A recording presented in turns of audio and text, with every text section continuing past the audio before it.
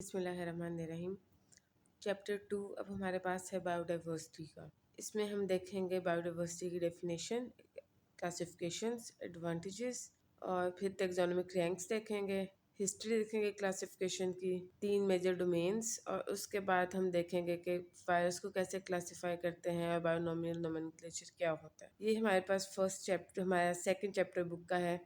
Biodiversity, bio मतलब life और diversity मतलब वैरायटी, इकसाम। लाइफ की हमारे पास कितनी इकसाम है ये हम स्टडी करेंगे इस चैप्टर में। ये 8 मेन आपके पास हेडिंग्स हैं जो हमने अभी पीछे भी डिस्कस की हैं। हम एक एक करके डिस्कस करेंगे। इसमें 2.1 बायोडाइवर्सिटी डिस्कस करेंगे। फिर नेक्स्ट वीडियो में हम क्लासिफिकेशन डिस्कस करेंगे। तो आपके पास कोई भी आपके माइंड में क्वेश्चन हो, कोई इशू हो, आप कमेंट्स में पूछ सकते हैं और काइंडली लाइक भी करिएगा, सब्सक्राइब करिएगा वीडियो को। अब हम सबसे पहले बायोडाइवर्सिटी की डेफिनेशन डिस्कस करेंगे। जो एक बेसिक डेफिनेशन है बायोडाइवर्सिटी की वो सिर्फ इतनी है, variety of organisms in particular area. अगर आप भूल भी जाएं तो आप इसके नाम से अंदाज़ा लगा सकते हैं। बायो मतलब लाइफ, ऑर्गेनिजम्स, वैरायटी, डाइवर्सिटी मतलब variety of organisms in a particular area. अब हम एक स्पेसिफिक एरिया की बात कर रहे हैं कि उसमें कितनी किस्म की इकसाम की ज़िंदगी है, उसको हम बायोडाइवर्सिटी कहेंगे। अब मैयर इसको कैसे किया जाता है? Biodiversity of an area is measured by considering number of different kind of organisms. हम मुख्तलिफ़ किस्म के ऑर्गेनिजम्स का नंबर देखते हैं कि कितने इकसाम के ऑर्गेनिजम्स हमारे पास मौजूद हैं और वेरिएशन देखते हैं विद इन ईच काइंड। अब ये समझने की बात है, नंबर ऑफ डिफरेंट ऑर्गेनिजम्स मतलब हमारे पास बिल्ली होगी, डॉग हो गया, पैरट हो गया, ये हैं डिफरेंट काइंड ऑफ ऑर्गेनिजम्स। और विद इन ईच काइंड की अगर हम बात करें तो आपको पता है कि बिल्लियों के मुख्तलिफ इकसाम हैं। जो डॉग्स हैं वो बुल डॉग होता है, कैट पर्शियन कैट भी होती है और मतलब बेशुमार इनकी इकसाम है। हर ऑर्गेनिज्म की आगे ना मुख्तलिफ इकसाम है। जैसे इंसान एक जैसा नहीं है, बेशुमार उनमें जौन सी हैं चेंजेस हैं जीन वेरिएशन की वजह से, उसी तरह एनिमल्स में भी, हर किस्म के ऑर्गेनिज्म में भी, हर काइंड के ऑर्गेनिज्म में आगे जाके बेशुमार वेरिएशन है। किसी का रंग सफ़ेद होगा, किसी का काला होगा, कोई मोटा होगा, कोई पतला होगा। उस बेसिस पे हमने उनको डिफरेंट कैटेगरीज में डाला हुआ है ताकि हम उनको बेहतर समझ सकें। तो ये है वो variation with in each kind जिसकी यहाँ बात हो रही है। ठीक है, बायोडाइवर्सिटी की डेफिनेशन आ गई और इसको हम मैयर कैसे करते हैं ये आ गया। Considering the number of different kind of organisms and the variation of each kind. अब वो कहता है कि biologist have discovered and classified almost 2 million kind of organism. ये एमसीक्यू के पॉइंट से आपके पास इंपॉर्टेंट है कि कितने टाइप ऑफ ऑर्गेनिजम्स दुनिया में मौजूद हैं जो कि क्लासिफाई हो चुके हैं। वो 2 मिलियन है, लेकिन वो कहता है कि इससे बेशुमार नंबर ज़्यादा है जो क्लासिफाई नहीं हुआ। अब इसके बाद biodiversity is not evenly spread out. अब वो इस अपनी एक स्टेटमेंट को एक्सप्लेन करेगा कि बायोडाइवर्सिटी क्यों नहीं इवेंटली स्प्रेड आउट दुनिया में। मतलब कहीं पे लोग ज़्यादा हैं, कहीं पे कम है, कहीं पे कोई जानवर ज़्यादा है, कहीं पे कम है। अब इसकी वजह वो कहता है कि biodiversity in a place depends on factors. इसके 3 मेजर फैक्टर्स हैं जिसकी वजह से ये इवनली स्प्रेड नहीं है। क्लाइमेट, कहीं पे ठंड ज़्यादा होगी, कहीं पे कम होगी। अब जो ज़्यादा ठंड वाले इलाके हैं वहाँ पे निस्बतन लाइफ कम मौजूद होती है क्योंकि सिर्फ वो जानवर वहाँ पे सर्वाइव कर सकता है जो वार्म ब्लडेड हो या जो बहुत ज़्यादा ठंड बर्दाश्त कर सकता हो। जानवर एक स्पेसिफिक गर्मी, एक ह्यूमिड इन्वायरमेंट बर्दाश्त कर सकते हैं, वो ऐसे ही माहौल में आपको पाए जाएंगे और ऐसे जानवर ज़्यादा हैं। इस वजह से हमें गर्म इलाकों में ज़्यादा मुख्तलिफ़ किस्म के जानवर मिलते हैं। आपको पता है सर्दियाँ आ जाएँ पाकिस्तान में भी तो ये कीड़े मकोड़े, छिपकलियाँ, ये सारे छुप जाते हैं, ये हाइबरनेट करते हैं मोस्टली एनिमल्स। तो हमारे पास क्लाइमेट है एक वर्ड, इसका मतलब है मौसम। साल हर साल मौसम का जो पैटर्न होता है ना, सालों की बेस पे जो पैटर्न होता है, जैसे हम कहते हैं कि पाकिस्तान में 4 सीज़न है। बहार में फूल खिलेंगे, गर्मियाँ आएंगी, फिर अगस्त सितंबर अक्टूबर में ऑटम आएगा, फिर विंटर आएगा। ये क्लाइमेट है। Weather day to day changes हैं या वीक टू वीक चेंजेस हैं। मतलब ये कि हफ्ता एक बारिश होगी, अगले हफ्ते धूपें निकलेंगी, फिर मौसम सर्द रहेगा, सर्द मौसम में इस दिन बर्फ़ पड़ेगी। ये वेदर होता है। क्लाइमेट हमारे पास लॉन्ग टर्म पैटर्न जो होता है वेदर का, वो क्लाइमेट होता है। नेक्स्ट फैक्टर है हमारे पास एल्टीट्यूड। एल्टीट्यूड का मतलब है ऊंचाई। ये जो मैंने आपको भी बताया कि जो ठंडे इलाके होंगे वो ज़्यादातर एल्टीट्यूड पे, ऊंचाई पे होते हैं, वहाँ पे आपको बायोडाइवर्सिटी कम मिलेगी। फिर सॉइल टाइप पे डिपेंड करता है। सॉइल टाइप मतलब कि किस तरह की सॉइल है, कितने न्यूट्रिएंट्स मौजूद हैं सॉइल में, सॉइल का टेक्सचर क्या है, सॉइल के अंदर जो पोर्स हैं वो कितने बड़े या छोटे हैं, किस हिसाब से वो पानी एब्जॉर्ब करेगी। ये चीज़ें डिपेंड करती हैं कि उसमें किस किस्म के पौधे फूल उगेंगे उस सॉइल में। ये तीन, climate, altitude and soil type, ये हैं तीन बेसिक फैक्टर्स जो कि जिन पे बायोडाइवर्सिटी डिपेंड करती है। अब वो कहते हैं tropical regions have more biodiversity than polar regions. इसमें बात ट्रॉपिकल रीजन क्या है और पोलर रीजन क्या है, ये भी हम डिस्कस करते हैं। अब ये पिक्चर आपको ट्रॉपिकल और टेम्परेट रीजन के बारे में बताने के लिए मैंने आपको शो की है। जो सेंटर में मेन लाइन है वो है इक्वेटर। वो हमारे अर्थ का सेंटर होता है। अर्थ को अगर आप बॉल की फॉर्म में इमेजिन करें तो बिल्कुल जो बॉल का सेंटर होता है ना, वो सारा एरिया इक्वेटर होता है।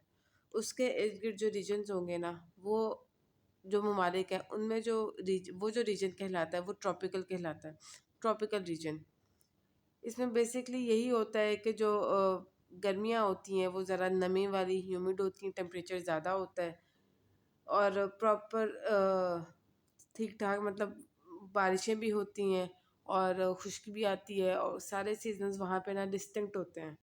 और जो हमारे पास सहरा, डेजर्ट्स होते हैं, रेन फॉरेस्ट होते हैं, वो भी ज़्यादातर ट्रॉपिकल रीजन में ही पाए जाते हैं। इसके बाद अगर हम दोबारा अर्थ को आप बॉल की फॉर्म में इमेजिन करें तो जो बॉल का ऊपर और नीचे वाला हिस्सा होता है, उसी तरह अर्थ का जो टॉप और बॉटम वाला हिस्सा है, ऊपर और नीचे वाला, उसको हम कहेंगे पोल्स, पोलर। और इनमें जो एरियाज़ हैं उनमें पोलर रीजन कहलाता है। और इन जो एरियाज़ हैं इनमें ठंड होती है, ज़्यादातर ठंड होती है। ये नॉर्थ पोल और साउथ पोल में होते हैं। एक एक तरफ इसके सारा आर्कटिक ओशन होता है और दूसरी तरफ एंटार्क्टिका होता है। यहाँ पे ये होता है कि साइकिल्स होते हैं पूरे पूरे दिन और रात के। मतलब एक साल में अगर सर्दी है तो 6 महीने 8 महीने सर्दियों में अंधेरा ही रहेगा, फिर 3 महीने 4 महीने बस रोशनी आएगी। तो इस तरह के माहौल में बायोडाइवर्सिटी इतनी नहीं होती, इतने जानदार नहीं मतलब ह्यूमंस एंटार्क्टिका में नहीं सर्वाइव कर सकते, सिर्फ आर्कटिक ओशन वाली साइड पे, ग्रीनलैंड वाली साइड पे सर्वाइव करते हैं। तो उसी से आप अंदाज़ा लगा लें कि कितनी कम लाइफ पाई जाती होगी ऐसे एरियाज़ में। और यहाँ पे बड़ा डिस्टिंक्ट जौन सा है ना, सर्दी और गर्मी, सर्दी बड़ी एक्सट्रीम होती है, डिस्टिंक्ट नहीं एक्सट्रीम होती है।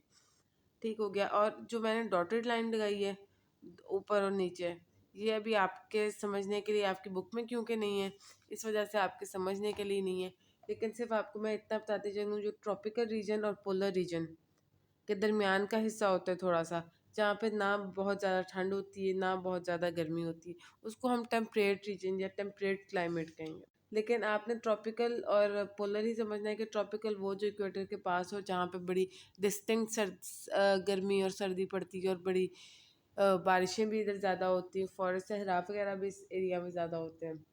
और दूसरा पोलर रीजन से होते हैं वो नॉर्थ पोल और साउथ पोल वाली साइड पे होते हैं। वहाँ पे बायोडाइवर्सिटी कम होती है एक साइड, क्योंकि वहाँ पे बड़ी शदीद सर्दियाँ होती हैं। एक साइड पे आर्कटिक ओशन आपके पास आ जाता है और दूसरी साइड पे अंटार्कटिका आ जाता है। अब इसके बाद आप देखें कि 2.1 बायोडाइवर्सिटी, ये स्लाइड से अगर आप देखें तो ये वही चीज़ें हैं, पहले डेफिनेशन है, फिर इसको मेजर कैसे करते हैं वो बताया गया है। क्लासिफाइड ऑर्गेनिजम्स 2 मिलियन है। और इसके बाद एंड पे वो कहता है यही कि जो बायोडाइवर्सिटी है वो इवनली स्प्रेड आउट नहीं है। उसके दो रीजंस हैं, एक तो फैक्टर्स हैं तीन, क्लाइमेट, एल्टीट्यूड और सॉइल, और दूसरा ये कि रीजन पे डिपेंड करती है बायोडाइवर्सिटी। ट्रॉपिकल में बायोडाइवर्सिटी ज़्यादा है निस्बतन पोलर के। ये वही चीज़ें जो भी हम बुक से डिस्कस कर चुके हैं। अब इम्पोर्टेंस ऑफ बायोडाइवर्सिटी में आपकी बुक कहता है कि biodiversity provides an essential service for human and the planet. Some key benefits of biodiversity are. अब ये आपको बेनिफिट्स के फॉर्म में भी आपको पूछा जा सकता है कि बेनिफिट्स ऑफ बायोडाइवर्सिटी क्या है, और इम्पोर्टेंस भी पूछी जा सकती है। ये आप काइंडली बेनिफिट्स को हाईलाइट कर लें क्योंकि ये वर्ड इम्पोर्टेंट है। देन आपके पास उसने 4 बेसिक इंपॉर्टेंस दी हुई है, eco stability, climate regulation, nature resource and economic benefits. Ecosystem stability क्या है? वो कहता है कि इसमें बेसिकली जो हमारा इकोसिस्टम है, जो हमारा इकोसिस्टम से मुशाबत है आपके घर की। घर में आप, आपकी चीज़ें, दूसरे इंसान, कोई आपका पेट है तो वो सारे कोएग्जिस्ट करते हैं। इसी सिस्टम को सारे को अगर हम पूरे प्लेनेट की फॉर्म में देखें तो वो भी हमारा इकोसिस्टम ही है कि मुख्तलिफ organisms, different kinds of organisms, plants, animals, humans, ये सारे कोएग्जिस्ट करते हैं। ये इकोसिस्टम है। अब बायोडाइवर्सिटी वैरायटी ही है स्पीशीज़ में जो कि हमारे इकोसिस्टम को बैलेंस करती है। दूसरा वो कहता है it plays important role in bio geochemical cycles. अब bio geochemical cycles carbon cycle है, नाइट्रोजन साइकिल है। इन फ्यूचर डिटेल में भी पढ़ेंगे, लेकिन अभी आपके समझने की सिर्फ ये बात है कि जैसे हमने फोटोसिंथेसिस डिस्कस किया था कि प्लांट्स कार्बन डाइऑक्साइड एनवायरनमेंट से लेते हैं और ऑक्सीजन दे देते हैं। हम ऑक्सीजन इनहेल करते हैं और कार्बन डाइऑक्साइड एक्सहेल करते हैं। ये कार्बन साइकिल चल रहा है। नाइट्रोजन साइकिल है कि कोई चीज़ मरी जानदार, उसकी जो सारा मैस था, बायोमैस था, वो सारा ज़मीन में खुर गया, ज़मीन में मिल गया। वो ज़मीन में मिला, उसने ज़मीन को न्यूट्रिएंट्स प्रोवाइड किए, उसने ज़मीन को रिच ऑफ न्यूट्रिएंट्स किया, जिसकी वजह से बहुत ज़्यादा और बायोडाइवर्सिटी, मुख्तलिफ़ किस्म की स्पीशीज़ ज़मीन में उगना शुरू हो गई। इतना आपके, और ये चीज़ क्योंकि डिफरेंट एनिमल्स और प्लांट्स और डिफरेंट वेराइटीज़ एक दूसरे पे कोएग्जिस्ट कर रही हैं बायोजियोकेमिकल साइकिल्स में, इस वजह से वो कहता है कि इको स्टेबिलिटी में बायोडाइवर्सिटी इम्पॉर्टेंट रोल प्ले करती है। अब नेक्स्ट हमारे पास आता है क्लाइमेट रेगुलेशंस। क्लाइमेट रेगुलेशंस में वो कहता है कि प्लांट्स ने जाए एब्जॉर्ब कार्बन डाइऑक्साइड।